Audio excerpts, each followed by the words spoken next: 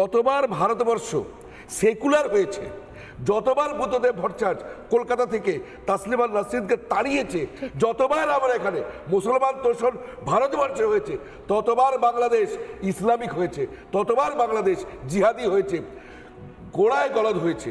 আমরা এখানে সেকুলারিজমের মানে মুসলমানের তোষণ করেছি। আমাদের এখানকার মুসলমান তোষণ বাংলাদেশ, পাকিস্তান উভয় এবং কাশ্মীরেও ইসলামিক জিহাদকে জন্ম দিয়েছে। আমি স্বর্ণালী প্রশ্ন করি সোজাসুজি, আপনার কাছে আসি। যে ধরনের ফটো আমরা দেখলাম, কিছু ফটোয়া তাসলিমা নাসরিন পোস্ট করেছেন, কিছু আমাদের কাছে এসছে, ভয়ঙ্কর যে সমস্ত ছবি দেখতে পাচ্ছি, সেখানে বলা হচ্ছে কনকার হুজুররা নিদান দিচ্ছেন, প্লাস আরও অনেকে ঘরে ঘরে গিয়ে চোঙা ফুকে বলা হচ্ছে মেয়েরা কি পড়বে, পর্দা করাটা বাধ্যতামূলক। এত মানে হাত, শুধু হাতের কবজি থেকে হাত পর্যন্ত দেখা যাবে। কখনো সখনো 14 জন পুরুষ বাদ দিয়ে 14 জন পুরুষ পর্যন্ত মুখের মুখমণ্ডলে এইটুকু দেখতে পাবেন, বাকি 14 নম্বর পুরুষের পর থেকে 15 নম্বর থেকে আর কেউ দেখতে পাবে না। মানে এই যে ধরনের নিয়ম কানুন, এই ধরনের নিদান দেওয়া হচ্ছে, আমাদের কাছে খবর আসছে, আমি এর আগের দিনও বলছিলাম আপনাদের, বাংলাদেশের বিভিন্ন প্রান্তে হিন্দুরা শাখাপালা খুঁড়ে ফেলছে, সিঁদুর মুছে ফেলছে। এরপর সত্যি সত্যি বাংলাদেশে হিন্দু হয়ে থাকা যাবে? আর শুধু নামের পাশে পদবিটা হয়তো হিন্দু হিসেবে ঝুলে থাকবে, আর তারা কোনোভাবে আচার আচরণ, ধর্মীয় চরণ, কোনো পোশাক আশাক, কোনো জায়গা থেকে তারা হিন্দু থাকতে পারবেন না।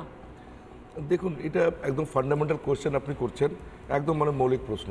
আর যা প্রতিবেদন দিয়েছেন আর যে প্রশ্নটা করছেন, সেখান থেকে একটা জিনিস পরিষ্কার, 1971-এ বাংলাদেশ তৈরি হয়েছিল বাংলা ভাষা আন্দোলনের মধ্যে দিয়ে, মুক্তিযুদ্ধের মধ্যে দিয়ে। তার মানে বাংলাদেশ যখন শুরু হলো 71-এ, তখন তার মূল চেতনা, তার মূল স্পৃহা, তার আত্মা ছিল বাঙালি সভ্যতা, সংস্কৃতি। সেখান থেকে আজকে 2024-এ এসে বাংলাদেশ কোথায় গিয়ে দাঁড়াচ্ছে, যেটা আমরা একসময় কাশ্মীরে দেখেছি।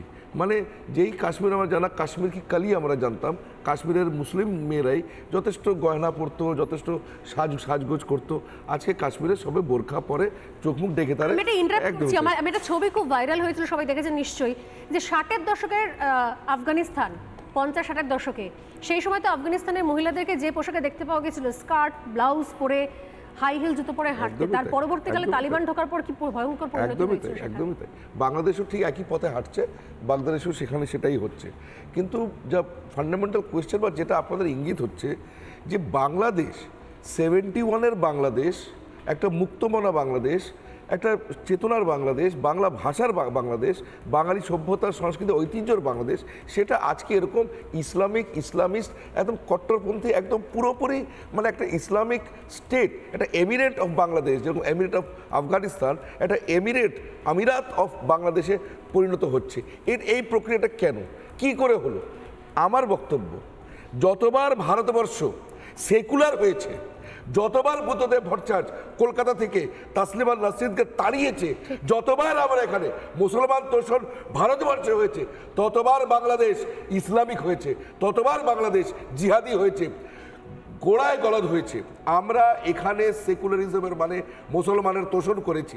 আমাদের এখানকার মুসলমান তোষণ বাংলাদেশ, পাকিস্তান উভয় এবং কাশ্মীরেও ইসলামিক জিহাদকে জন্ম দিয়েছে। সেকুলার পার্টিগুলো মাইনরিটি রাইটস এবং সেকুলারিজমের নামে যেই ধরনের নক্কারজনক হিন্দু বিদ্বেষ এবং মুসলমানদের মধ্যে জিহাদিদের তোষণ যেইভাবে করে এসছে, তারই ফল আজকে আমরা দেখছি যে বাংলাদেশ এইভাবে এমিরেট অফ বাংলাদেশ হয়ে যাচ্ছে।